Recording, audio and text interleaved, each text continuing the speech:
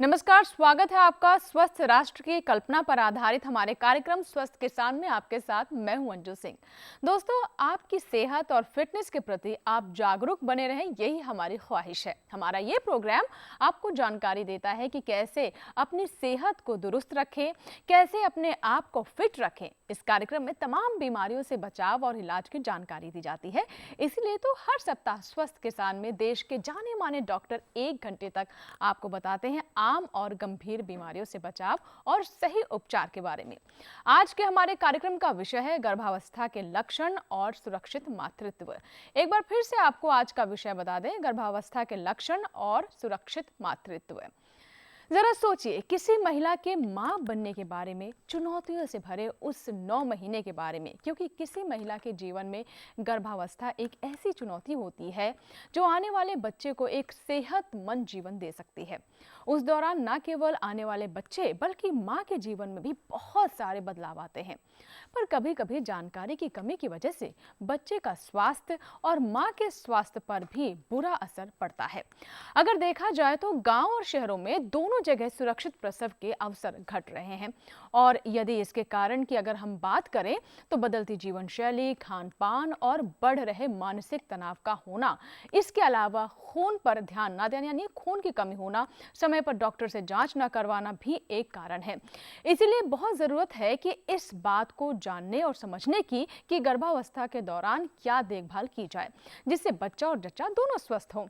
आज के कार्यक्रम में हम अपने डॉक्टर्स, एक्सपर्ट से यही सब समझने की कोशिश करेंगे। एक बार फिर बता दें, कार्यक्रम का विषय है गर्भावस्था के लक्षण और सुरक्षित मातृत्व। साथ ही ये भी जानेंगे कि गर्भ ठहरने के लक्षण क्या है, कुछ साधारण परेशानी जो गर्भावस्था के दौरान होती हैं, कौन से लक्षण हैं जो खतरनाक हो सकते हैं। इसके साथ ही उन धारणाओं को भी समझेंगे कि कितना खाना खाना चाहिए, किस तरह का खान पान होना चाहिए, काम करने चाहिए, काम पर जाना चाहिए या नहीं, और ऐसी बहुत सी बातें जो गर्भवती महिलाओं को जानना बहुत जरूरी है।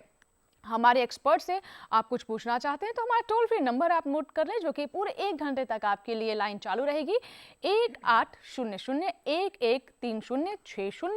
एक बार फिर से आपको अपना टोल फ्री नंबर, यानी जिस पर आपका कोई शुल्क नहीं लगेगा, तो महिलाएं बिल्कुल भी ना सोचें, अपना फोन उठाएं और इस नंबर पर कॉल करें 1800-1130। तो ये फोन नंबर आपको हमने दे दिया है, ये निःशुल्क नंबर है। और अगर आपके पास फोन नहीं भी है तो जैसा कि हमने आपको बताया कि इस पर आपका कोई शुल्क नहीं लगेगा, तो किसी से फोन ले भी सकती हैं और उस फोन से हमें फोन करें और ये भी सांत्वना दे सकते हैं कि इस पर कोई बैलेंस आपका नहीं घटेगा। यदि आप भी मां बनने की तैयारी कर रही हैं तो बेझिझक पूछिए अपना सवाल और हमारे विशेषज्ञों से जानिए हर समस्या का समाधान। आज हमारे साथ स्टूडियो में मौजूद हैं प्रोफेसर डॉक्टर पीकी सक्सेना। बहुत बहुत स्वागत है डॉक्टर सक्सेना। और आप Lady Hardinge Medical College Delhi में स्त्री रोग विशेषज्ञ हैं और साथ ही आप इनफर्टिलिटी यानी बांझपन की भी एक्सपर्ट हैं। तो इससे जुड़े हुए जो भी बिंदु होंगे ये हम आपसे जानने की कोशिश करेंगे। और इसके अलावा हमारे साथ दूसरी मेहमान है डॉक्टर अजीत शर्मा। आप डॉक्टर राम मनोहर अस्पताल में पूर्व वरिष्ठ चिकित्सा अधिकारी और स्त्री रोग विशेषज्ञ रह चुकी हैं। आप दोनों का बहुत बहुत स्वागत है। तो चलिए, इससे पहले कि हम इस बातचीत को आगे बढ़ाएं, इसकी शुरुआत करें, इस विशेष रिपोर्ट पर नजर डाल लेते हैं और आज का जो विषय है उससे जुड़ी हुई जो महत्वपूर्ण बातें हैं उन्हें देखिए।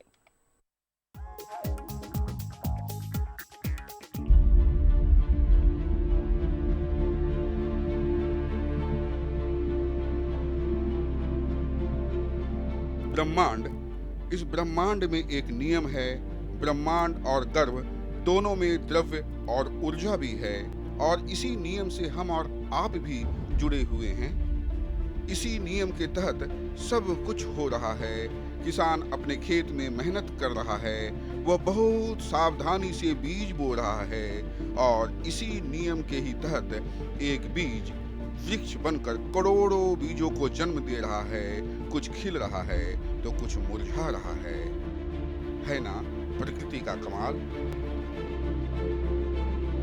इसे देखिए, गर्भ के अंदर इस ब्रह्मांड को, जिसमें एक बीज बढ़ रहा है।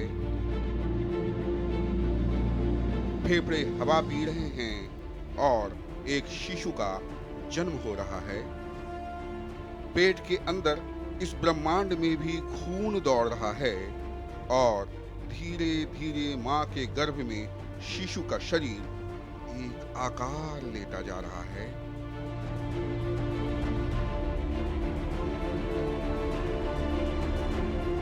यही तो है एक नए सृष्टि का विकास। सृष्टि यानी माँ। जी हाँ, माँ। इस शब्द को सुनने के लिए नारी अपने समस्त अस्तित्व को दांव पर लगा देती है। नारी अपने कोरे कुंवारे रूप में जितनी सलोनी होती है, उतनी ही सुहानी वह विवाहिता होकर लगती है। लेकिन उसका नारीत्व तभी संपूर्ण बन पाता है जब वह मां बन जाती है। तब अपार कष्ट के बावजूद नारी का चेहरा हर्ष से चमकने लगता है। लाज और लावण्य से दीप्तिपाते भाव को किसी भाषा की आवश्यकता नहीं होती, और ये सब तब होता है जब एक नर्म और गुदगुदाता जीव उसके कलेजे से आ लगता है। कहते हैं ईश्वर हर जगह नहीं हो सकता, इसलिए उसने मां बनाई है। यह कहावत जितनी सच है, उतना ही बड़ा सच किसी महिला को मां के दर्जे तक पहुंचाने वाले 9 महीने होते हैं। माता के पेट में शिशु को एक अति कोमल नाल के द्वारा मां के ही श्वास से श्वास मिलती है, और मां के द्वारा खाए गए भोजन से शिशु को पोषण भी मिलता है।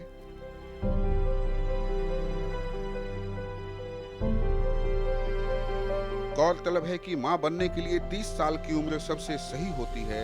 35 साल के बाद महिलाओं में हाइपर टेंशन, ब्लड प्रेशर और डायबिटीज की आशंका बढ़ जाती है। इसलिए गर्भधारण से पूर्व कुछ बातों की जानकारी होनी चाहिए। पहले से जानकारी मिलने पर बच्चे और मां को बीमारी से बचाया जा सकता है। इसमें लापरवाही बरतने से न केवल शिशु बल्कि मां के लिए भी गंभीर परिणाम हो सकते हैं। इसलिए गर्भावस्था की चुनौती से निपटने के लिए जरूरी है छोटी छोटी जानकारियां और सही देखभाल, क्योंकि शिशु के जन्म के साथ मां को मिलती है एक नई जिंदगी। क्योंकि एक जन्म कई रिश्तों को जन्म दे देती है, और गर्भ में 9 माह की तपस्या रिश्तों का एक संविधान बना देती है। राजेश मिश्र, दूरदर्शन किसान।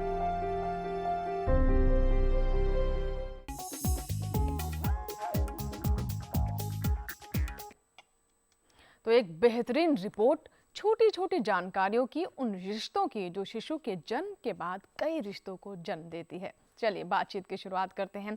और सबसे पहले डॉक्टर पीकी, मैं आपसे जानना चाहूँगी कि जब हम बच्चे की बात करते हैं तो साथ ही साथ बहुत सारे मन में ख्याल आने लगते हैं, लेकिन आज भी बहुत सारी भ्रांतियां हैं। हालांकि हमारे देश की आबादी लगातार बढ़ रही है, लेकिन जब हम गर्भावस्था की बात करें तो गांव में बहुत सारी भ्रांतियां लगातार बनी हुई हैं। तो जब हम बच्चे की बात करते हैं तो सबसे पहले हमारी गाँव की महिलाओं को आप क्या बताना चाहेंगी? जब हम बच्चा करने की सोचते हैं, गर्भ धारण करने की सोचते हैं, तो हमें कुछ चीज़ों का बहुत खास ध्यान रखना चाहिए। उससे पहले माँ को अपनी सेहत का ध्यान रखना चाहिए। उनका हीमोग्लोबिन थोड़ा ज़्यादा होना चाहिए, एटलीस्ट 10 या 12 के करीब होना चाहिए। उससे कम होने से बच्चे में कमज़ोरी होगी, बच्चे का डेवलपमेंट अच्छा नहीं होगा। और उसके अलावा अगर उनको कोई दवाई चल रही है, जैसे डायबिटीज़ में ओरल मुंह से खाने वाली दवाइयाँ, या कोई एंटीबायोटिक्स चल रही हैं, या हार्ट डिजीज़ के लिए वो हृदय रोग के लिए कोई दवाइयाँ ले रही हैं, वो सब दवाइयाँ स्विच ओवर करनी होती हैं ऐसी दवाइयों पे जो कि बच्चे पे बुरा असर नहीं करेंगी। इसके अलावा उनको अपना वजन बहुत कम और बहुत ज़्यादा नहीं होना चाहिए। अगर वो डायबिटिक हैं तो HbA1c, जिससे हमें पता चलता है पिछले 3 महीने का ब्लड शुगर कंट्रोल, वो सब हमारा अबाउट 6.5 to 7 होना चाहिए। क्योंकि अगर इससे ज्यादा रहेगा तो बच्चे के अंदर कंजेनाइटल एनोमलीज होने के चांसेस रहते हैं। यानी इसका विपरीत असर होने वाले बच्चे पर पड़ेगा। तो ये तब है जब आप सोच रहे हैं फैमिली प्लान करने की, अपने परिवार को आगे बढ़ाने की, तो उससे पहले भी आपको इन डॉक्टरी बातों का ध्यान रखना बहुत जरूरी है, अगर आप चाहते हैं कि आपका बच्चा स्वस्थ हो और आगे की राह आपकी आसान हो। और विस्तार से बात करेंगे, लेकिन इस बीच एक दर्शक है सूर्य हैं जिन्होंने छत्तीसगढ़ से हमें कॉल किया है। हेलो। हाँ जी मैम, नमस्कार। जी नमस्कार, स्वागत है आपका स्वस्थ किसान में। और आज का हमारा विषय भले ही महिलाओं से जुड़ा हुआ है, लेकिन बहुत खुशी हुई कि पहले कॉलर हमारे पुरुष हैं। जी बताइए क्या प्रश्न है? जी मैम, मैं जानना चाहता हूँ ये प्रेगनेंसी के शुरुआती लक्षण क्या होते हैं? एक बार फिर से अपना सवाल दोहराइए। जी, ये प्रेगनेंसी के जो शुरुआती लक्षण होते हैं वो कैसे जानते हैं, कैसे जानना है? प्रेगनेंसी के आपका प्रश्न हमें ठीक से समझ नहीं आया। जी मैम, जी, महिलाओं ठीक। में जो प्रेगनेंसी होता है हाँ जी, हाँ जी। उसका लक्षण होता है। अच्छा, ठीक है, समझ गए हम। सूर्य जी का कहना है कि क्या लक्षण है, ये पता चले कि हाँ प्रेगनेंसी है। प्रेगनेंसी होने में कैसे हम सबसे जान सकते हैं उसको? आपने यही प्रश्न पूछा है ना कि प्रेगनेंसी होने के क्या लक्षण हैं। जी। उसके लिए पहले तो महिला को महीना आना, माहवारी जो हर महीने आती है वो आनी बंद हो जाएगी। उसके अलावा उनको थोड़ी थकावट होती है और उल्टी आती है। अगर उल्टी नहीं भी आती तो उल्टी जैसा जी मिचलाता है, खट्टा खट्टा लगता है, बार बार उल्टी जैसा लगता है, थकावट रहती है, कमजोरी रहती है और मन नहीं लगता किसी चीज़ में, नींद थोड़ी ज़्यादा आती है और थोड़ा सा डिप्रेशन, थोड़ा सा स्ट्रेस जैसा रहता है। जी, डॉक्टर अजीत, मैं आपसे जानना चाहूँगी कि जैसा कि हमारे इन दर्शक ने पूछा भी कि क्या सिम्टम्स होते हैं, क्या लक्षण होते हैं, तो इस तरह के लक्षण कितने समय में दिखने लगते हैं? एक पहले ही जब पहला हमारा साइकिल मिस होता है उसके बाद से ही, या फिर 2 महीने 3 महीने के बाद? नहीं, दिखने के लिए तो ये 1 हफ्ते में ये लक्षण आने शुरू हो जाते हैं। यानी जब आपने कंसीव किया, मतलब जब संबंध जब- बनाया उसके 1 हफ्ते बाद ही? 1 हफ्ते में ये सारे लक्षण आने शुरू हो जाते हैं।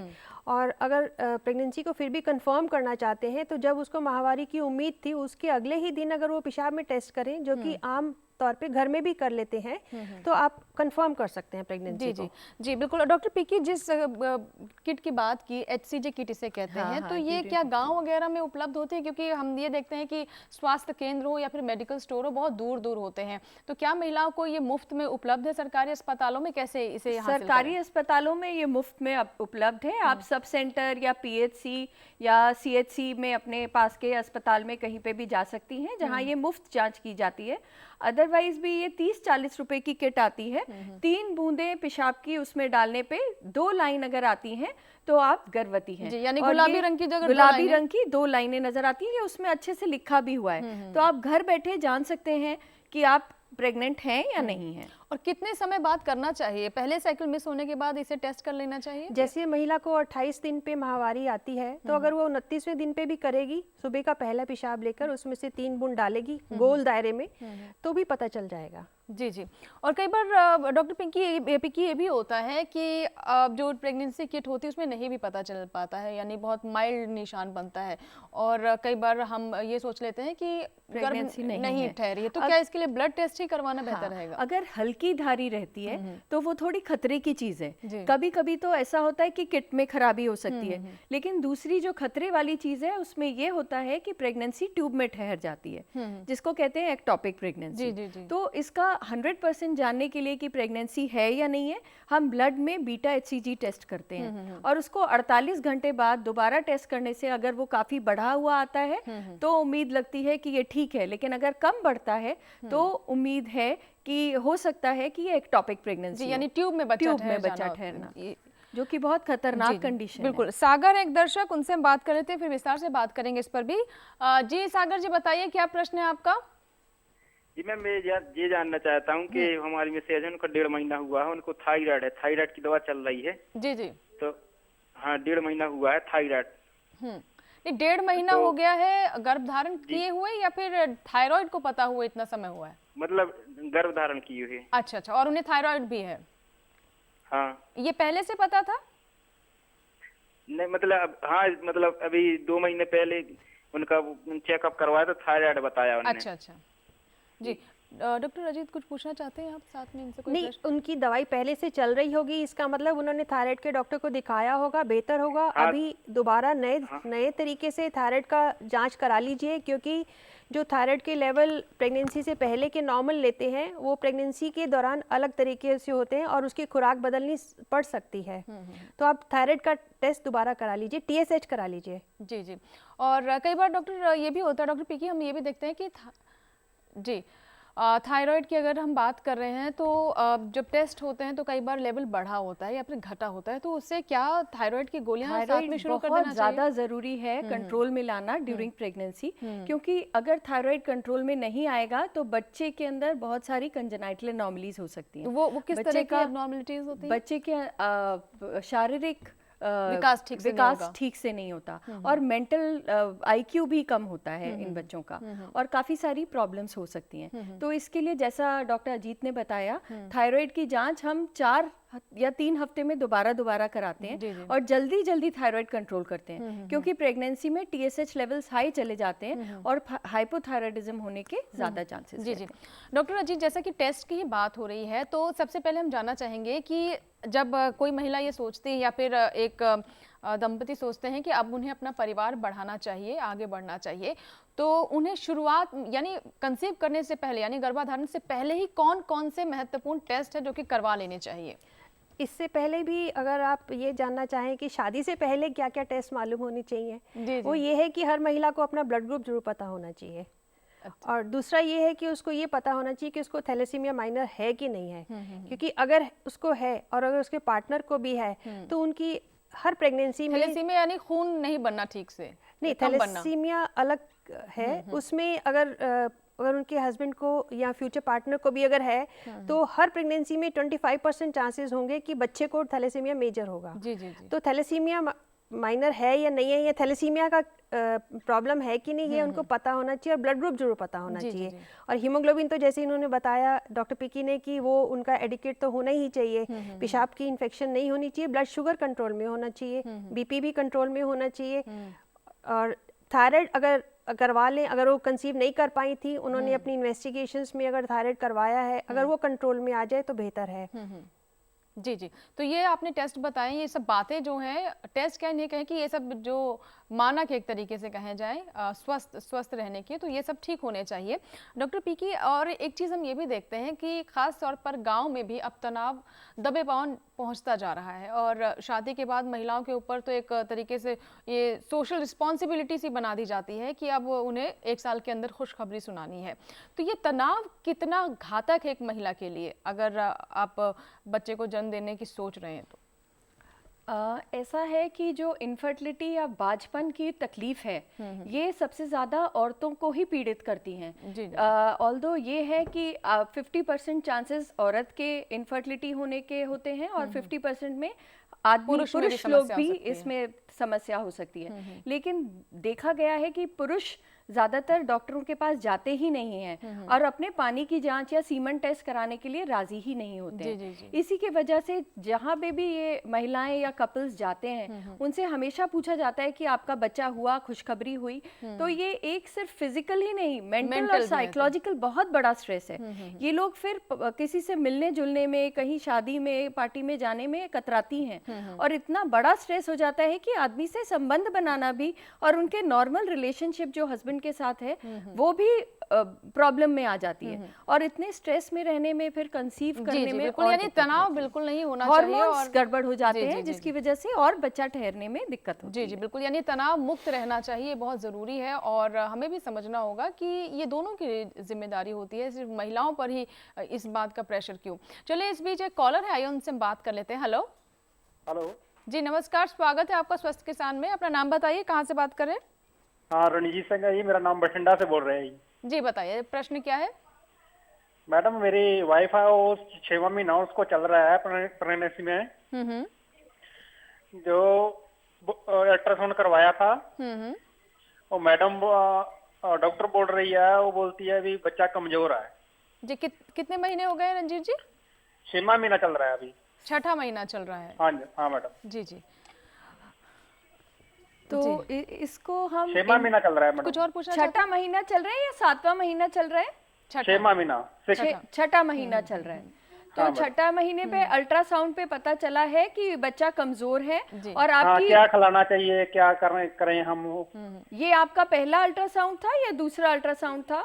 दूसरा था मैडम। और आपको डेट्स के बारे में पक्का है कि 6 महीने ही हुए हैं? ये तो नहीं कि गलत डेट हो सकती है? नहीं, डेट तो कन्फर्म है मैडम। अच्छा, तो इसमें कई चीज़ों का हमें ध्यान रखना होता है। इस कंडीशन को बोलते हैं इंट्रा यूट्राइन ग्रोथ रिटार्डेशन। इसमें अल्ट्रासाउंड पे ये भी देखना पड़ेगा कि बच्चे के अंदर कोई नुक्स तो नहीं है, उसकी बनावटी कोई खराबी तो नहीं है, क्योंकि अभी सिर्फ 6 महीने हुए हैं। उसका प्लेसेंटा कैसा है, उसके अंदर पानी जो एमनियोटिक फ्लूइड होता है वो पूरा है या नहीं है, और माँ की हालत कैसी है, माँ की हेल्थ कंडीशन में माँ को अनीमिया वगैरह तो नहीं है, मैलन्यूट्रिशन तो नहीं है, विटामिन की डेफिशिएंसी तो नहीं है, ब्लड प्रेशर उनका ज़्यादा तो नहीं है, कोई और मेडिकल प्रॉब्लम जैसे कि किडनी की बीमारी, सांस की बीमारी वगैरह तो नहीं है, इन्फेक्शन वगैरह तो नहीं है। और फिर ये अपना खान पान अच्छा रखें, पानी ज़्यादा पिएं, लेफ्ट साइड को करवट लेके लेटें, आयरन कैल्शियम खा रही हैं या नहीं। गवर्नमेंट ऑफ इंडिया ने एक हमारी स्कीम, हर गवर्नमेंट हॉस्पिटल में 100 गोली आयरन सल्फेट की खानी होती है गर्भवती महिला को, जिसमें कि 100 मिलीग्राम एलिमेंटल आयरन और 0.5 मिलीग्राम फॉलिक एसिड है, जो कि बच्चे की और आल नाल की ग्रोथ के लिए बहुत ही ज्यादा जरूरी है। तो वो ले रही है या नहीं, खान पान कैसा है, प्रोटीन अच्छे से खा रही हैं या नहीं, और रेस्ट करती हैं या नहीं। रात को 8 घंटे का रेस्ट और दिन में करीब 2 घंटे का रेस्ट करना, सोना बहुत जरूरी है। जी बिल्कुल रंजीत जी, तो हम यही कहेंगे कि जो बातें अभी हमारी विशेषज्ञ ने बताई, इन्हें ध्यान से सुनिए और एक बार फिर से जांच करवाइए कि आखिर ऐसा क्यों है। खान पान पर विशेष तौर पर ध्यान देना होगा, आराम आपकी पत्नी को पूरा मिले, इस बात का भी ध्यान रखिए। और लगातार हमारे जितने पुरुष कॉलर्स हैं वही भाग ले रहे हैं इसमें, तो मैं चाहूँगी कुछ महिलाएं भी कॉल करें, लेकिन बहुत अच्छे संकेत है कि हमारे जो पुरुष हैं वो अपनी पत्नी को लेकर, अपने हमसाथी को लेकर इतने चिंतित हैं और पूछ रहे हैं। बिल्कुल डॉक्टर अजीत, मैं आपसे जानना चाहूंगी, क्योंकि खान पान की बात हो रही है, तो खास तौर पर हम गांव में देखें तो महिलाओं की एक ये कहें स्वभाव में भी होता है कि जब घर में सब कोई खा ले, सबका पेट भर जाए, सबको पूरा हो जाए, तब वो अपनी थाली छूती हैं जो घर में बचा होता है, और उसमें भी कई बार उनका पोषण पीछे रह जाता है और पोषण जो पोषक तत्व हैं उनकी कमी उनके शरीर में हो जाती है। तो खान पान कितना महत्वपूर्ण है और किन चीज़ों को खास तौर पर महिलाओं को जिसका सेवन करना चाहिए, ये बताएं। खान पान के बारे में महिला को इस वक्त, और महिला को ही नहीं बल्कि पूरे परिवार को पूरा ध्यान देना पड़ेगा, महिला की मदद करनी पड़ेगी, क्योंकि ऐसा भी नहीं है कि उसको 2 लोगों के बराबर का खाना खाना है, लेकिन उसको प्रोटीन ज़्यादा खाना है, उसको कैलोरीज थोड़ी सी एक्स्ट्रा होने से ठीक है। जैसे अगर वो शाकाहारी है तो वो अंकुरित दालें खा सकती है, दूध का सेवन, 2 गिलास दूध तो जरूर लेना है, 2 टाइम दाल लें तो 2-3 तरह की दाल मिक्स करके बनाएंगे तो ज़्यादा अच्छा रहेगा। जो मौसम के फल हैं वो लें, ऐसा नहीं है कि जो बेमौसम है, महंगे हैं, उन सब लेने में ऐसी कोई ज़रूरत नहीं है। अनाज जरूर लें, और अगर वो मांसाहारी हैं तो ले सकती हैं, अंडा, चिकन और फिश वगैरह ले सकती हैं, लेकिन अपना डाइट का 3 मेजर मील लें, सुबह दोपहर शाम का खाना लें, और बीच बीच में अपना हल्का खाना नाश्ता ले सकते हैं। जी जी, लेकिन अगर गांव के हिसाब से अगर हम बात करें डॉक्टर अजीत, क्योंकि बहुत सारे संसाधन वहां पर नहीं उपलब्ध होते हैं, और मौसमी फल की अगर हम बात करें तो अपने बाग में है तो ठीक है, लेकिन बाजार से लाना कई बार मुश्किल हो जाता है, तब भी उनका पोषण कैसे पूरा हो, इसके बारे में बताएं कि जो गाँव में उपलब्ध होती हैं चीज़ें, उनमें से कौन कौन सी चीज़ों का सेवन करना चाहिए। नहीं, वो अगर अमरूद, केला, सीताफल, आंवला, ये सब, तो आंवला भी ले, क्योंकि इसमें विटामिन सी बहुत ज़्यादा है, ये ले सकती हैं। दूध ले सकती हैं, और अपना गेहूं और चना की मोटा अनाज, हाँ, उसको मिक्स करके बना सकते हैं रोटी।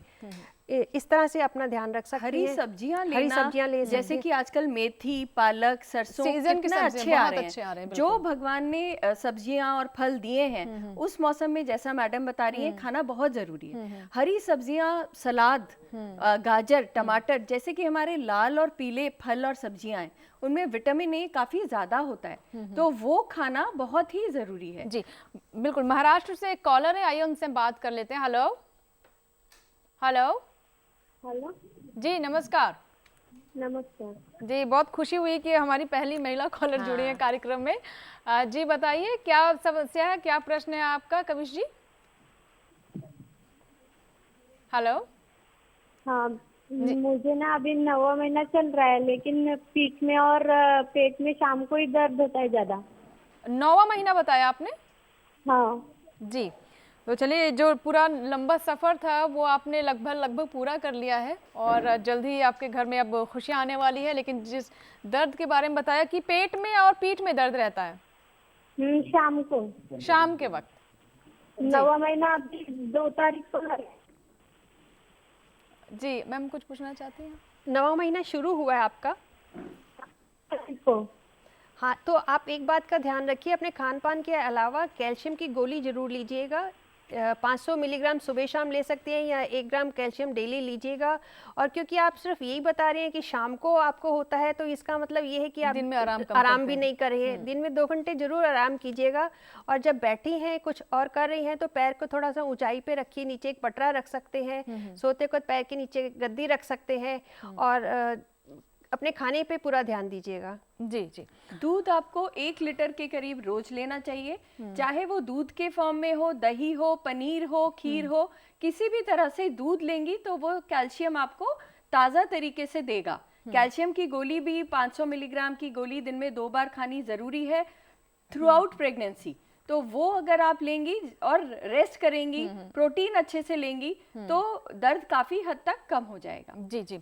डॉक्टर अजीत, आपसे मैं जानना चाहूँगी कि अगर हम गांव की बात करें तो आज भी कहीं ना कहीं जो विश्वास डॉक्टर पर होना चाहिए, उससे ज़्यादा जो गांव की दाई होती हैं, जो कि पुराने ज़माने से जो एक कहें प्रथा से चली आ रही है गांव में, उस पर क्यों इतना विश्वास रहता है?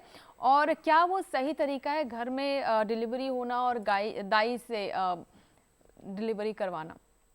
ऐसा है कि ये पूरे देश में प्रचलन के ऊपर निर्भर करता है। जैसे केरला में और गोवा में 90% डिलीवरीज हॉस्पिटल में होती हैं।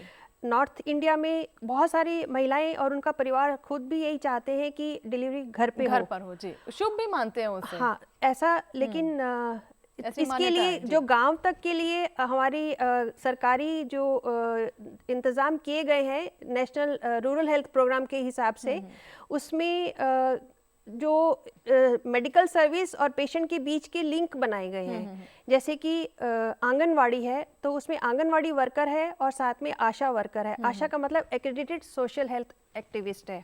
आशा किसी का नाम नहीं है, उस वर्कर को आशा का हाँ, आशा बोला गया है। तो ये जो है, ये मरीज के और डॉक्टर के बीच का जो रास्ता है वो खुद पूरा करते हैं। उसके जो भी अभाव रह जाते हैं वो करते हैं।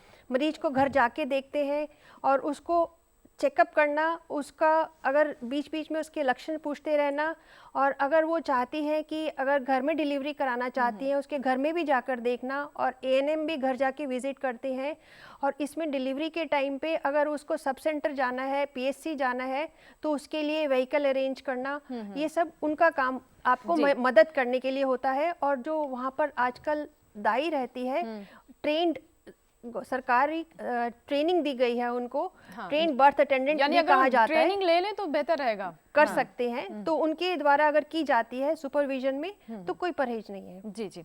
डॉक्टर पीकी, और जैसे कि हम लक्षणों की बात कर रहे हैं और साथ ही साथ समस्या का भी हम लगातार इसमें जिक्र करते जा रहे हैं, तो जैसे कि मैम ने बताया कि अगर आप फैमिली प्लान कर रहे हैं तो एक तो अपना थायराइड चेक करवाएं, आपका शुगर लेवल कितना है इस बात का ध्यान रखें, कैल्शियम होना भरपूर होना चाहिए, इसके अलावा आपका हीमोग्लोबिन अच्छा होना चाहिए। लेकिन मान लीजिए अगर किसी को थायराइड है, जिसका किसी का अगर शुगर भी बढ़ा हुआ है और इस तरह की समस्याएं चल रही हैं, तो क्या उसके लिए बहुत चुनौतीपूर्ण हो जाता है कंसीव करना, यानी गर्भाधारण करना, या उनके लिए आप हमें क्या सलाह देना चाहेंगे? अगर थायराइड कंट्रोल नहीं है तो कई बार महीना नहीं ठीक से आता और हार्मोन्स की प्रॉब्लम रहती है, तो उनको बांझपन होता है। लेकिन अगर कंसीव कर जाती हैं तो बहुत घबराने की बात नहीं है। फौरन रजिस्टर करें अपने पास के अच्छे अस्पताल में और स्पेशलिस्ट को दिखाएं। सिर्फ गायनी वाले डॉक्टर को नहीं, फिजिशियन को भी दिखाएं और उनकी देख रेख में जल्दी से जल्दी कोशिश करें। दवाइयाँ आजकल हमारे पास बहुत अच्छी अवेलेबल हैं, दवाइयाँ लेके उसको कंट्रोल करने की कोशिश करें। और बच्चे की जांच भी कर सकते हैं हम लोग। आजकल 9 महीने पे, 11 महीने पे कुछ ब्लड टेस्ट होते हैं, कुछ अल्ट्रासाउंड किए जाते हैं 18वें हफ्ते पे, मतलब 5.5 महीने से जस्ट पहले हम लेवल 2 अल्ट्रासाउंड, टारगेटेड अल्ट्रासाउंड करते हैं, जिसमें हमें पता चल जाता है कि बच्चे के अंदर कोई कमी नहीं है। और कुछ ब्लड टेस्ट करते हैं जिससे पता चल जाता है कि बच्चे को कोई कंजेनाइटल एनोमली या कोई क्रोमोसोमल एनोमली या कोई इनहेरिटेड डिजीज नहीं है, तो हम कंटिन्यू कर सकते हैं। यानी कोई pregnancy। आनुवांशिक समस्या है कि नहीं, ये सब चीजें ये भी सब चीजें पता पता चल चल जाती हैं। और इस बीच एक और कॉलर है, बिहार से हैं हमारे साथ फोन लाइन पर कॉलर। हेलो हेलो हेलो जी नमस्कार, स्वागत है आपका स्वस्थ किसान में, बताइए क्या जी प्रश्न है? नमस्ते मैम। जी मैम नमस्कार। मेरी वाइफ 3 महीने की प्रेग्नेंट है हम्म, और मैम उनके कमर में और हाथ पैर में काफी दर्द रहता है मैम, जी और काफी वीक भी कमजोर भी लग रही है मैम, तो मैं इसके लिए क्या करूं मैम? जी डॉक्टर पीके कुछ पूछना चाहेंगे? आप ने इनका कहीं डॉक्टर को दिखाया है, हीमोग्लोबिन जी, टेस्ट मैम। कराया है? जी मैम, वो उन्होंने एवरेज बताया, कुछ ज्यादा भी नहीं बताया मैम, उन्होंने बताया कि ठीक ठाक है, बस इतना इन्होंने इस तरह से बताया। अच्छा, तो जैसा कि मैंने सबसे शुरू में बताया था, पहले 2-3 महीने में महिला को काफ़ी कमज़ोरी लगती है, थकावट लगती है, लेकिन इस समय हम फॉलिक एसिड के सिवा कुछ और नहीं खाने को बोलते हैं, और उल्टी भी आ रही होती है तो उनकी भूख भी मर जाती है, जी, जी। इतना जल्दी जल्दी नहीं खा पाते। तो आपको एक चीज़ का ध्यान रखना है, उनकी थोड़ी सेवा करनी है इस समय। हर 2-3 घंटे बाद थोड़ा थोड़ा उनको खाने को दें, प्रोटीन्स दें, जैसे कि अंकुरित दालें, दाल, चना, पनीर, दूध, अगर अंडा खाते हैं तो अंडा दें, कैल्शियम उससे मिलेगा, जैसे मैंने अभी दूध वाली सभी चीज़ें बताई, और थोड़ा अच्छे से रेस्ट करें। इसके अलावा उनको पॉजिटिव रहने के लिए, उनको जैसे स्ट्रेस होता है, टेंशन होता है, पहली बार प्रेगनेंसी होती है तो महिला डरी हुई होती है कि मेरे अंदर क्या हो रहा है और कैसे चेंजेस आ रहे हैं, मैं कर पाऊंगी या नहीं कर पाऊंगी। तो उनको एक डॉक्टर को दिखाएं और उनके साथ लगातार एंटीनेटल क्लिनिक में विजिट करें, जिससे कि उनको कोई भी किसी भी चीज़ की प्रॉब्लम ना हो और आगे प्रेगनेंसी ठीक से चलती रहे। जी डॉक्टर अजीत, जैसे कि अभी मैम ने भी बताया कि डॉक्टर के पास जाना बहुत ज़रूरी है, तो पहली बार कब डॉक्टर के पास जाएं, और साथ ही साथ ये भी बताइए कि गांव वगैरह में धारणा रहती है कि 3 महीने तक तो गांव से मतलब निकलना ही नहीं चाहिए, डॉक्टर के पास ना जाए जब तक बच्चा जम ना जाए, और साथ ही साथ अल्ट्रासाउंड से भी बहुत परहेज है। ये पता नहीं क्यों एक धारणा बनी हुई कि अल्ट्रासाउंड से बच्चा सूख जाएगा, उसे समस्या हो सकती है, तो इसके बारे में भी ज़रा विस्तार से बताइए। जैसे ही प्रेगनेंसी का शक हो या प्रेगनेंसी कंफर्म हो जाए तो गांव में अगर आशा वर्कर है या आंगनवाड़ी में अपना जाके अपना नाम दर्ज करवा दें, प्रेगनेंसी कंफर्म भी करा दें और नाम अपना दर्ज करवा दें। उससे ये है कि वो आपसे पूरा का पूरा आपका एक रिकॉर्ड बनाएंगी, आपके हाइट, वेट, ब्लड प्रेशर और ये सब चेक करेंगी, और उसमें आने वाली अगर कुछ समस्याएं हैं या अभी भी कुछ और आपको तकलीफ है उसके बारे में पूछेंगे, उसका आपको हल बताएंगे। जी। और जो जहाँ तक अल्ट्रासाउंड का कहना है, अल्ट्रासाउंड से बच्चा सूखता नहीं है, ऐसा कोई विशेषज्ञ की कोई रिपोर्ट ऐसी नहीं है कि जिससे बच्चा सूखता हो। पहली बार अगर अल्ट्रासाउंड अगर 6 हफ्ते पे कराते हैं तो बच्चे की धड़कन का पता चलता है। अगर कहा जाए कि पूरी प्रेगनेंसी में एक ही अल्ट्रासाउंड कराना है तो 18वें हफ्ते पे अल्ट्रासाउंड बहुत ज़रूरी है, क्योंकि उसमें बच्चे की बनावटी सारा सब पता चलता है, अगर कुछ उसमें खराबी है उसके बारे में और कुछ करना कि नहीं। दूसरी बात, अगर ये कहते हैं कि तीसरे महीने के बाद ही अस्पताल जाएंगे, लेकिन तीसरे महीने तक तो बच्चा बन चुका होता है, बच्चे की हड्डियां बन चुकी होती हैं, सब कुछ बन चुका होता है। पहले जाना इसलिए भी जरूरी है क्योंकि अगर पहले गए और हो सकता है ये उनका अनचाहा गर्भ हो, वो नहीं चाहती हूँ, तो अगर तीसरे महीने के बाद जाएंगे तो फिर डॉक्टर भी कुछ नहीं कर पाएंगे। जी बिल्कुल, जैसा कि आपने कहा कि अनचाहा गर्भ हो, तो ऐसे में भी कई बार हम देखते हैं कि खतरनाक कदम उठा लिए जाते हैं, और ऐसे में कौन सी सावधानियां बरतनी चाहिए। और जैसा कि आज का हमारा विषय है सुरक्षित मातृत्व, तो सुरक्षित मातृत्व पर हमारी ये चर्चा लगातार जारी रहेगी। इस छोटे से ब्रेक के बाद ही आप देखते रहे स्वस्थ किसान, कहीं मत जाएगा, तुरंत हाजिर होंगे, आपकी कॉल्स लेते रहेंगे।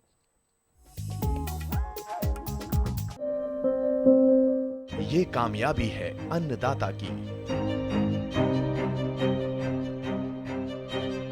एक कहानी है खेत और खलिहानों की।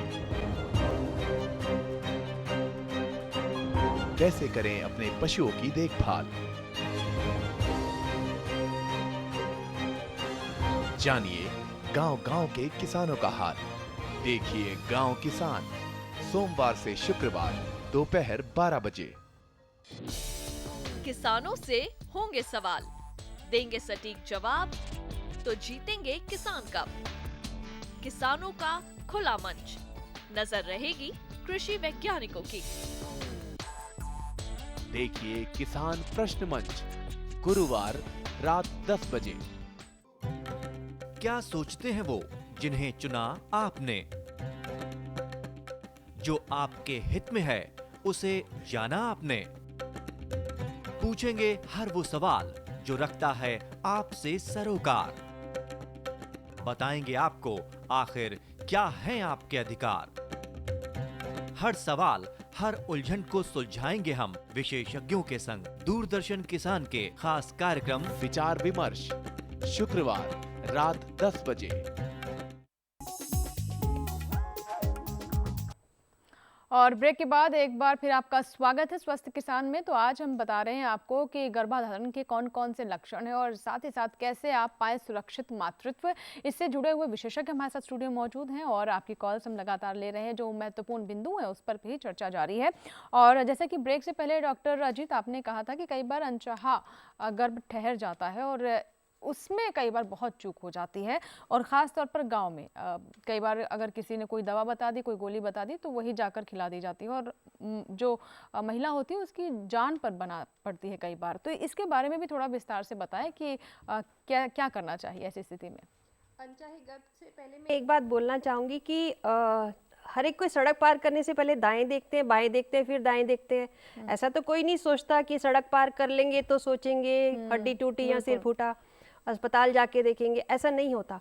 तो गर्भधारण के बारे में भी ऐसा ही, इतना ही एहतियात होना चाहिए कि आपको बिल्कुल पूरा सोच समझ के ही गर्भधारण करना है। लेकिन अगर गर्भधारण हो गया है और आपको तुरंत गर्भ का कंफर्म हो गया है तो आपको डॉक्टर से मिलना चाहिए। अपने आप दवाई नहीं खानी चाहिए क्योंकि इन सब दवाइयों से कई बार इतना ज़्यादा नुकसान होता है कि जिंदगी का लेन देन भी हो जाता है। बिल्कुल। तो डॉक्टर पीकी, आप इस पर क्या बताना चाहेंगे कि अगर ऐसी स्थिति होती है तो क्या असुरक्षित अगर अबॉर्शन भी? एक चीज़ तो सबसे इम्पॉर्टेंट है कि अगर आप किसी कॉन्ट्रासेप्शन या किसी गर्भ निरोधक का इस्तेमाल नहीं कर रही हैं और आपका अपने हस्बैंड के साथ संबंध बन जाता है तो एक इमरजेंसी कॉन्ट्रासेप्शन नाम की चीज़ आती है जो कि गोली अगर आप 72 घंटे के अंदर ले लेंगी तो जितनी जल्दी ले लेंगी तो प्रेगनेंसी ही नहीं होगी। तो ये सबसे अच्छी चीज़ है प्रेगनेंसी अवॉइड करने के लिए। लेकिन अगर आपका गर्भधारण हो ही जाता है और आप अबॉर्शन का सोच रही हैं तो पहले 3 महीने में अबॉर्शन कराना सेफ है क्योंकि उस समय बच्चे की हड्डियां नहीं बनी होती और नीचे से ही गोली देके या औजारों के थ्रू एक ही दिन में अबॉर्शन हो जाता है। 3 महीने के बाद क्योंकि बच्चा बड़ा हो जाता है, उसके सभी ऑर्गन्स ज़्यादातर बन जाते हैं, हड्डियां बन जाती हैं, तो 2 गायनेकोलॉजिस्ट के साथ उनको भर्ती करके खून का इंतजाम करा के हम मिड ट्राइमेस्टर अबॉर्शंस कराते हैं जो कि एक डिलीवरी जैसी ही प्रक्रिया है। इसमें माँ और बच्चे दोनों की जान का काफ़ी ज़्यादा खतरा रहता है। तो ध्यान रखें, सेफ अबॉर्शन बहुत ज़रूरी है। सिर्फ गवर्नमेंट अस्पताल या किसी अच्छे प्राइवेट अस्पताल में ही अबॉर्शन कराएं, दाइयों के और क्वैक्स के चक्करों में ना पड़े क्योंकि इसमें माँ और बच्चे दोनों की ही जान का खतरा। बिल्कुल, आगे के लिए भी रास्ते आगे भी इनफर्टिलिटी हो सकती है। चलिए, इनफर्टिलिटी पर आपने बात की तो एक हमारे पास मेल आई है, ये पूनम है हमारी दर्शक, जिन्होंने उत्तर प्रदेश के गोरखपुर से ये सवाल भेजा है और इनका कहना है कि इनकी उम्र 40 साल हो चुकी है लेकिन अभी तक मातृत्व का सुख इन्हें प्राप्त नहीं हो पाया है। तो डॉक्टर अजीत, मैं आपसे जानना चाहूंगी कि इनफर्टिलिटी कहें या फिर जो जिस सुख की हम बात कर रहे हैं वो कई बार महिलाएं उससे वंचित रह जाती हैं, इसके पीछे क्या वजह होती है और कब माने कि हाँ इनफर्टिलिटी है, अब इसका इलाज करना चाहिए? जब स्त्री और पुरुष सहवास में 1 साल से ज़्यादा रह रहे हैं और उनकी कुछ भी खराबी नहीं है चेकअप से तो वो उसको हम बोलेंगे इनफर्टिलिटी है। 40 साल की उम्र इन्होंने बताई है। ऐसा भी हो सकता है कि या इनकी लेट मैरिज हुई है। आईवीएफ भी इन्होंने करवाया तब भी उसमें सक्सेस कामयाबी नहीं मिली। नहीं, आईवीएफ का सक्सेस रेट 40 to 50% से ज़्यादा नहीं है। आईवीएफ होना का मतलब ये नहीं कि 100% हो जाएगा, और क्योंकि 40 साल की उम्र बताई है, कुछ ना कुछ बताया होगा कि क्या खराबी है। और कई बार ऐसा होता है कि आईवीएफ करा दिया, आईवीएफ फेल हो गया और लेकिन अपने आप उसके बाद कंसीव हो गए। लेकिन ये है कि इन्वेस्टिगेशंस कराना बहुत ज़रूरी है जी। किसी अच्छे सेंटर में जाएं। जी डॉक्टर पीके, जो हम इनफर्टिलिटी या फिर बांझपन जिसे हम गांव में कहें और महिलाओं के लिए तो एक दंश की तरह माना जाता है, ख़ासतौर पर हम गांव देहात की बात करें तो ऐसे में हम कब मान लें कि वाकई में इनफर्टिलिटी है? क्योंकि जैसे मैंने बताया कि शादी होते ही एक कहीं ना कहीं प्रेशर सा बनने लगता है कि साल भर के अंदर आप खबर सुना दें, और अगर साल भर हो गया यानी कि बहुत बड़ी समस्या हो गई, ऐसा मान लिया जाता है। जी, तो इसमें एक चीज़ का ध्यान रखना चाहिए कि अगर महिला को रेगुलर महीना आ रहा है, हर महीने पीरियड्स आ रहे हैं, तो उन्हें एक फर्टाइल पीरियड होता है जिसमें 8वें दिन से 18वें दिन के बीच आदमी के साथ संबंध बनाने चाहिए। इस समय साथ रहने से बच्चा ठहरने के चांसेस सबसे ज़्यादा होते हैं। और 1 साल तक अगर इस तरीके से कोशिश करने के बावजूद बच्चा ना ठहरे तो उसको इनफर्टिलिटी या बांझपन कहा जाता है। इसमें पुरुष का सीमन टेस्ट या पानी जो पुरुष की जांच होती है उसमें कमी हो सकती है। औरत के अंदर ट्यूब्स की प्रॉब्लम्स हो सकती हैं। अगर ट्यूब्स दोनों साइड की खराब हो जाती हैं तो फिर नॉर्मल प्रक्रिया से बच्चेदानी में बच्चा नहीं ठहर पाता। कई महिलाओं को रसौली होती है, फाइब्रॉइड्स होते हैं, कुछ को ओवेरियन सिस्ट होती हैं, पीसीओएस की प्रॉब्लम रहती हैं, तो हार्मोनल प्रॉब्लम हो सकती है जिसमें अंडे नहीं बनते, या ट्यूब्स खराब हो सकती हैं, या आदमी के पानी की जांच खराब हो सकती है, या अबॉर्शंस जैसे बार बार कराया तो सर्वाइकल फैक्टर हो सकता है। सर्विक्स हमारा जो बच्चेदानी का मुंह है उसमें चोट लग सकती है, उसमें फाइब्रोसिस हो सकता है। तो हम कितने केस सुनते हैं। सर्वाइकल कैंसर इस अबॉर्शन से नहीं होता, लेकिन उसके दूसरे ही कारण हैं। अगर आप कॉन्डोम का इस्तेमाल करते हैं तो आप ना ही अनचाहे गर्भ से बचते हैं, इन्फेक्शन से बचते हैं। एक एचपीवी नाम का वायरल इन्फेक्शन होता है जिसकी वजह से आगे चल के कैंसर होने के, सर्विक्स का कैंसर होने के, बच्चेदानी के मुंह का कैंसर जो कि इंडिया में औरतों में सबसे ज्यादा देखा जाता है, उसका भी बचाव होता है। तो जैसा कि हमने पहले भी बताया कि अनचाहा गर्भ होना ही नहीं चाहिए। और जब हमारी महिलाएं, गर्भवती महिलाएं प्रसव के लिए आती हैं, डिलीवरी के लिए आती हैं, तभी उन्हें डॉक्टरों से बात करके तय कर लेना चाहिए कि कौन सा गर्भ निरोधक इस्तेमाल वो करेंगी जिससे कि अगला बच्चा कम से कम 3 साल के बाद हो। जी एक और कॉलर है, आइए हम बात कर लेते हैं। बिहार से ये कॉल हम तक पहुंचा है। हेलो हेलो जी नमस्कार, स्वागत है आपका स्वस्थ किसान में। बताइए क्या प्रश्न है आपका। जी आप पहले टेलीविजन की आवाज कम कर दीजिए। अच्छा ठीक है सर। जी सुभाष जी बताएं, सवाल क्या है। कर दिए, वही 2 महीने के बाद भी पेट में दर्द होता है बच्चे की माँ को। अच्छा ठीक है, बच्चा स्वस्थ है? जी बच्चा स्वस्थ है? जी स्वस्थ है। चलिए बहुत बहुत मुबारक आपको। सुभाष जी का ये कहना है कि बच्चा हो चुका है, 2 महीने की हो चुके हैं, लेकिन अभी भी जो माँ है उन्हें दर्द महसूस होता है पीठ में। अच्छा, अगर 2 महीने का बच्चा है वो दूध भी ज़रूर पिला रही होंगी, और अगर नहीं पिला रही हैं तो ये बहुत ज़रूरी है कि 6 महीने तक माँ सिर्फ अपना दूध बच्चे को पिलाए। माँ जब बच्चे को दूध पिला रही होती है तो उसको 550 किलो कैलोरीज एक्स्ट्रा लेनी पड़ती हैं।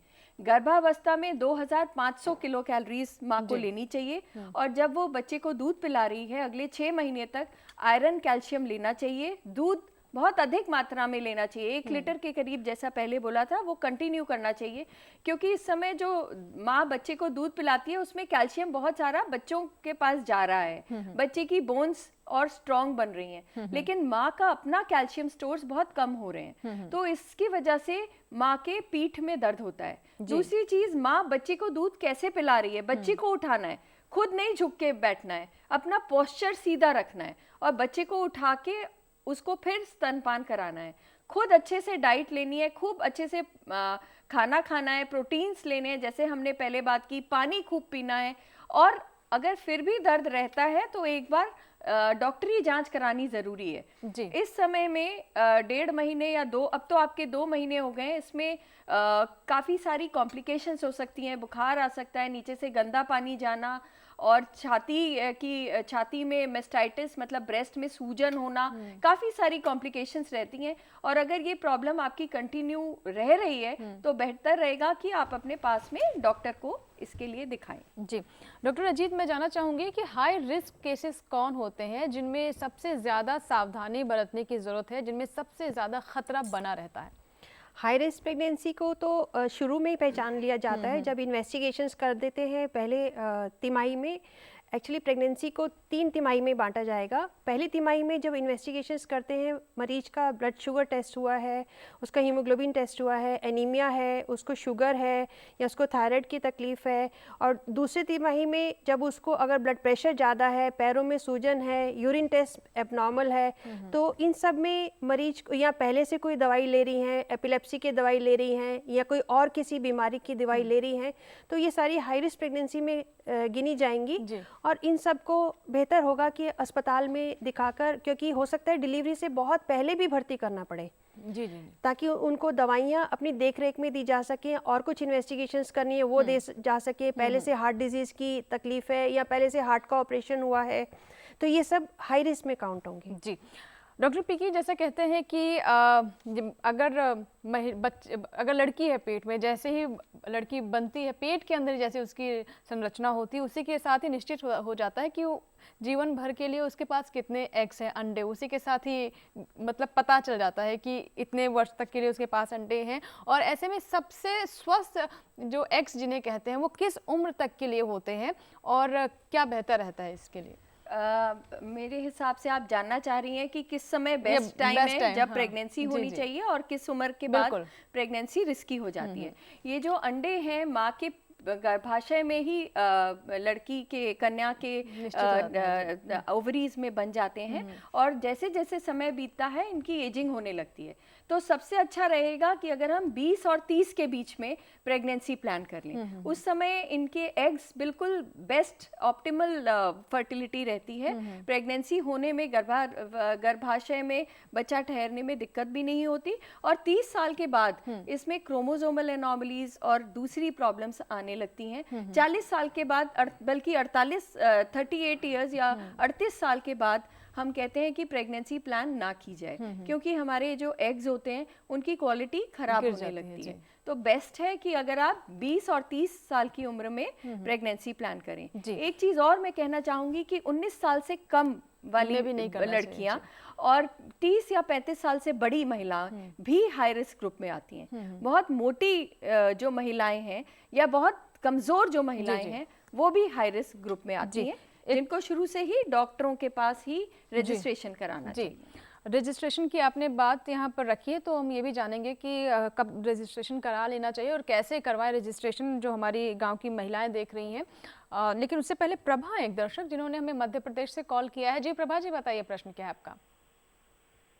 हेलो प्रभा जी, क्या आप मुझे जी बताइए, सवाल क्या है आपका? अरे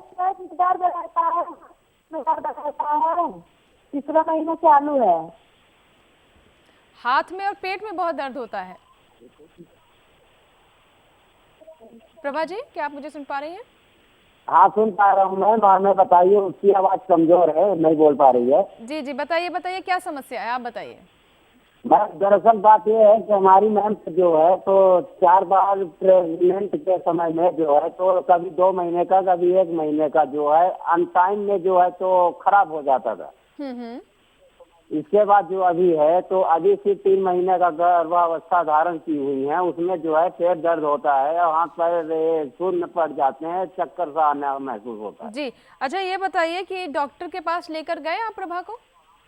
जी, जब वो 2 बार 3 बार खराब हो गए थे ना पेट, तब एक बार डॉक्टर के पास ले गया था मैं। जी जी, तो देखिए डॉक्टर जी बिल्कुल समझ गए हम आपकी समस्या। डॉक्टर अजीत, 2-3 बार ऐसा जब केस हो गया उसके बाद डॉक्टर के पास गए और अभी भी तीसरा महीना चल रहा है, लेकिन डॉक्टर के पास शायद ये अभी भी इस बार नहीं गए। लेकिन इससे पहले मैं ये जानना चाहूँगी कि दोनों और तीनों बारी क्या प्रेगनेंसी कंफर्म था? और अगर जब वो खराब हुआ था तब गए थे डॉक्टर के पास? कुछ औजार से भी इलाज हुआ था क्या? क्या सुन पा रहे हैं आप मुझे? चलिए शायद संपर्क टूट गया, लेकिन इनका कहना है कि जब 2-3 बार ऐसा हो गया उसके बाद ये डॉक्टर के पास गए हैं। हाँ, लेकिन एक बात ये है कि अगर 2 बारी या 3 बारी अबॉर्शन हुआ है या उसका डीएनसी वगैरह हुआ है या कंजर्वेटिव ट्रीटमेंट भी हुआ है, तो उसके बाद एक कारण देखना पड़ेगा कि उनका ये बार बार ऐसा क्यों हुआ है। अगर शुरू के तीन महीने में अगर प्रेगनेंसी में अगर इस तरह से हो रहा है, अगर बिल्कुल शुरू में प्रेगनेंसी में होता है तो क्रोमोसोमल एनोमलीज के कारण हो सकता है, तो जिसके लिए भी माँ हस्बैंड वाइफ दोनों की चेक होनी चाहिए। और अगर तीसरे महीने पे अगर हो रहा है तो उसके लिए ये कई बार ऐसा होता है कि बच्चेदानी का मुंह ढीला होता है, जिसके लिए टाँका लगाना पड़ता है। तो ये भी एक ऐसा किस्सा है जो कि हाई रिस्क प्रेगनेंसी में ही आता है और इसको अस्पताल में जाके दिखाना पड़ेगा और अल्ट्रासाउंड से ये देखना पड़ेगा कि बच्चेदानी का मुंह पहले से तो नहीं खुल जाता। अगर अभी इसी अवस्था में खुल जाता है तो टाँका लगा के अस्पताल में भर्ती करके कुछ दवाइयाँ देके। लेकिन 3 महीने के दौरान पेट में दर्द होना तो अच्छे संकेत नहीं है। पेट में दर्द होना का मतलब है कि या तो इन्फेक्शन है या फिर वो उनको बच्चेदानी का दर्द है जी। तो इसके लिए बेहतर यही होगा कि वो अस्पताल में ही दिखाएं। जी डॉक्टर पीकी, जैसा कि अभी इन्फेक्शन की बात की, तो किस तरह के इन्फेक्शन होने के खतरे बन जाते हैं, क्योंकि कहीं ना कहीं प्रतिरोधक क्षमता जो है उस पर भी असर पड़ता है, तो किस किस तरह के इन्फेक्शन होने के डर बने रहते हैं। और हम देखते हैं कि कई बार कंसीव करने के पहले दूसरे महीने भी कुछ महिलाओं को ब्लीडिंग हो जाती है, बहुत घबरा जाती हैं, तो इसके बारे में बताइए किस तरह के संकेत हैं। इनका जैसे कि पहले इन्होंने बताया कि 2 या 3 बार अबॉर्शंस हो चुके हैं, तो सबसे अच्छा रहता कि ये पहले ही जब बच्चा नहीं ठहरा होता डॉक्टर के पास जाके मिलती और पूरा डॉक्टरी निरीक्षण कराती कि नीचे बच्चेदानी में, बच्चेदानी के मुंह में, पेशाब में कोई इन्फेक्शन तो नहीं है। और पूरी तरह जब इन्फेक्शन ठीक हो जाता उसके बाद गर्भ धारण करती। दूसरी चीज़, जैसा कि डॉक्टर साहब ने भी बताया कि नीचे से बार बार सफाई करने से बच्चेदानी का मुंह ढीला हो जाता है, सर्वाइकल इनकॉम्पिटेंस हो जाती है, जिसकी वजह से बार बार पानी छूट के बच्चे गिर जाते हैं। उसके अलावा हार्मोन्स की प्रॉब्लम हो सकती है और हार्मोन्स टेस्ट कराना बहुत ज़रूरी है। अगर प्रोजेस्ट्रोजेंस जो हैं वो हमारे कम बन रहे हैं तो बच्चेदानी में गर्भ प्रेगनेंसी कंटिन्यू होनी मुश्किल हो जाती है। तो उसके लिए हम दवाई दे सकते हैं। अगर इन्फेक्शन है तो उसके लिए एंटीबायोटिक दिए जा सकते हैं, लेकिन हमें टेस्ट करना पड़ेगा। डॉक्टरी जांच के बाद ही पता चलेगा कि कौन से टाइप का इन्फेक्शन है। जी, एक दर्शक है नीतू है, लखनऊ से कॉल किया है नीतू ने हमें। जी नीतू जी, स्वागत है आपका स्वस्थ किसान में, बताइए सवाल क्या है। नीतू जी, क्या मुझे सुन पा रही हैं? नीतू जी, क्या आप तक मेरी आवाज पहुंच पा रही है? नीतू जी, क्या आप मुझे सुन पा रही हैं? चलिए, शायद हमारा संपर्क नहीं हो पा रहा है। नीतू जी, अगर आप हमें सुन रही हैं तो अगर आपका फ़ोन नहीं लगा तो आप दोबारा हमें फ़ोन लगाएं और जैसे ही आपका कॉल लगेगा ज़रूर हम आपका प्रश्न लेंगे।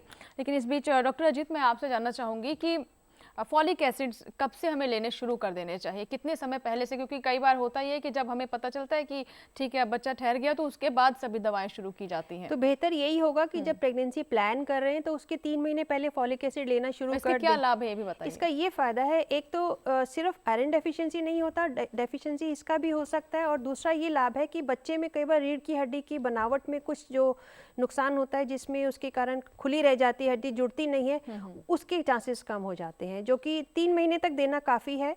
और 3 महीने पहले शुरू करना है और प्रेगनेंसी के 3 महीने तक जरूर देना है। जी जी। और डॉक्टर पीके, जो रजिस्ट्रेशन की बात हमारी अधूरी रह गई थी उसे वो बताइए कि कैसे रजिस्ट्रेशन करवाया जाए और कब करवा लेना चाहिए, हमारे दर्शकों को बताइए। आजकल गवर्नमेंट में एक स्कीम है जननी सुरक्षा योजना, जैसा कि पहले भी बात हुई, आशा वर्कर्स होती हैं और पास में जो भी सब सेंटर है या जो भी पास में PHC है, CHC है या जो भी अस्पताल है, जैसे ही प्रेगनेंसी कंफर्म होती है आप अपना रजिस्ट्रेशन कराएं। पहले 7 महीने तक हर 4 हफ्ते के बाद या महीने में एक बार डॉक्टरी जांच कराएं। 8वें महीने में हर 2 हफ्ते बाद जांच कराएं और 9वें महीने में तो हर हफ्ते जांच करानी जरूरी है। इसमें ब्लड प्रेशर, मरीज का वजन बढ़ रहा है या नहीं, बच्चे की ग्रोथ ठीक हो रही है या नहीं, खून की कमी तो नहीं हुई महिला को, ऑल नीचे है या नहीं, अल्ट्रासाउंड में ये पता चल जाता है। कब अल्ट्रासाउंड कराना है, टेटनस के इंजेक्शंस कब लगने हैं, कौन सी दवाइयाँ खानी हैं, अगर महिला को बुखार होता है या पेट में दर्द होता है या कहीं पे भी दर्द होता है तो कौन सी दवाइयाँ सेफ हैं, कौन सी दवाइयाँ सेफ नहीं हैं। दूसरी एक बहुत ज़रूरी चीज़ मैं बताना चाहूँगी कि इस समय हम देखते हैं कि महिलाओं का ब्रेस्ट या स्तन ठीक बने हैं या नहीं, उनकी बनावट ठीक है या नहीं, और उनको बताते हैं कि बच्चा पैदा होने के बाद किस तरह उन्हें माँ का पहला दूध कोलोस्ट्रम पिलाना है, जो कि उनके बच्चे के लिए बहुत ही लाभदायक होगा, और फिर आगे कंटिन्यू करना है। क्या होता है कि बच्चा पैदा होने के बाद महिलाओं को ज़्यादातर लगता है कि मैं इनफ क्वांटिटी में या पूरी तरह से दूध नहीं मेरा बन पा रहा और बच्चे को ऊपर का दूध दें, ये बहुत खराब चीज़ है। और हम बच्चे को कोई शहद या पानी, चाय या ऊपर का दूध कोई भी चीज नहीं देते हैं। पहले 6 महीने सिर्फ माँ का दूध बिल्कुल पहले 6 महीने पिलाना चाहिए। हरियाणा से एक कॉलर है, बात कर रहे थे, जल्दी से उनसे भी। हेलो हेलो हेलो जी जी, स्वागत है आपका स्वस्थ किसान में। अपना नाम बताइए और प्रश्न बताएं। मैम मेरा नाम कोमल है। जी कोमल जी, बताइए सवाल क्या है। मैम एक्चुअली मेरी शादी को 3 साल हो गया पर अभी तक बेबी कंसीव नहीं हुआ। रिपोर्ट्स वगैरह सब टेस्ट करवाई है, नॉर्मल आई है रिपोर्ट। और हस्बैंड में रिपोर्ट में थोड़ी प्रॉब्लम बताई हुई है। जी डॉक्टर अजीत कुछ पूछना चाहते हैं। उन्होंने बोला है कि उनके हस्बैंड की रिपोर्ट में कुछ प्रॉब्लम आई है। बेहतर ये होगा कि हस्बैंड की रिपोर्ट जो है कम से कम 4 या 6 हफ्ते के बाद दोबारा करा ले। और अगर फिर भी अगर आपको लगेगा कि प्रॉब्लम है तो पहले हस्बैंड का इलाज कराया जाएगा। महिला का इलाज में जो आपकी अगर जांच सारी हो गई है, उसमें अगर अल्ट्रासाउंड नॉर्मल है, बच्चेदानी नॉर्मल है, उसमें कोई रसौली नहीं है, अंडे ठीक से बन रहे हैं, और तो हस्बैंड की रिपोर्ट नॉर्मल होगी। और जैसे अंडा बनने के जो दिन रहते हैं जिसमें सहवास के दिन बताए गए हैं, अगर वैसा होने से तो प्रेगनेंसी हो जाएगी। जी जी जी। और डॉक्टर पी के अंत में एक और बहुत महत्वपूर्ण सवाल कम शब्दों में जानना चाहूँगी क्योंकि समय ख़त्म हो रहा है कि अगर जी बिल्कुल, और अगर जैसे कोई समस्या हो जाती है गर्भधारण करने में और पहला बच्चा नहीं हो पाता है तो कितने समय बाद दोबारा कोशिश करनी चाहिए। अगर एक बार हमारा अबॉर्शन या गर्भपात हो जाता है तो उसके बाद कम से कम 6 महीने रुकना चाहिए और उस समय में खाना पीना, अपना खान पान का ध्यान रखना चाहिए। और जब प्रेगनेंसी प्लान कर रहे हैं उससे 3 महीने पहले हम फॉलिक एसिड की गोली रोज लेना शुरू करें और डॉक्टर के पास जाके जांच कराएं कि अबॉर्शन क्यों हुआ है। जी जी बिल्कुल। और डॉक्टर पी और डॉक्टर अजीत शर्मा, आप दोनों का बहुत बहुत शुक्रिया। आप दोनों ने बहुत महत्वपूर्ण जानकारी दी हमारे दर्शकों के साथ और साथ ही साथ हमारे जो अन्य महिलाएं जो इस सुख को प्राप्त करना चाहती हैं उन्हें भी बहुत महत्वपूर्ण बातें बताई। हम उम्मीद करते हैं कि दर्शक हमारे द्वारा दी गई इन सभी बातों से लाभान्वित हुए होंगे। आपका बहुत बहुत धन्यवाद। Thank you. तो आपको ये हमारा कार्यक्रम कैसा लगता है या फिर आपके कोई सुझाव है, बीमारी से संबंधित कुछ पूछना चाहते हैं तो आप हमें लिख सकते हैं। इसके लिए आप हमारा पता नोट कर लें। डीडी किसान, कमरा नंबर 7, द्वितीय मंजिल, केंद्रीय कार्यक्रम निर्माण केंद्र, दूरदर्शन, खेलगांव, नई दिल्ली 110049। आप चाहें तो हमें ईमेल भी कर सकते हैं। आप हमारा ईमेल पता नोट कर लें, swasthkisan@gmail.com। तो आज का जो विषय था वो बहुत महत्वपूर्ण रहा और हम आशा करते हैं कि जो बातें बताई गई हैं इससे कुछ तो भ्रांतियां जो हैं वो दूर हुई होंगी और इस महत्वपूर्ण विषय को आगे फिर हम शामिल करने की कोशिश करेंगे ताकि ज़्यादा से ज़्यादा महिलाओं को और साथ ही साथ पुरुषों को जागरूक किया जा सके। तब तक के लिए आप स्वस्थ रहिए, मंगल रहिए, दीजिए इजाज़त, नमस्कार।